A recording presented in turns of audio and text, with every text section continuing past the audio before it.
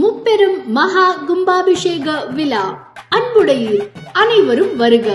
நாமக்கல் மாவட்டம் மோகனூர் வட்டம் எஸ் வாழவந்தி கிராமம் ஸ்ரீ அழகுபூரணி சமேத புன்னைவன நாதீஸ்வரர் ஆலய ஜீர்ணோத்தாரணம், ஸ்ரீ மகா மாரியம்மன் புனராவர்த்தனம், ஸ்ரீ செல்லாண்டியம்மன் புனராவர்த்தன அஷ்டபந்தன முப்பெரும் மகா கும்பாபிஷேக விழா வெகு விமரிசையாக நடைபெற உள்ளது. கும்பாபிஷேக விழாவிற்கு அனைத்து ஆதீன பெருமக்களும் வருகை தர உள்ளார்கள்.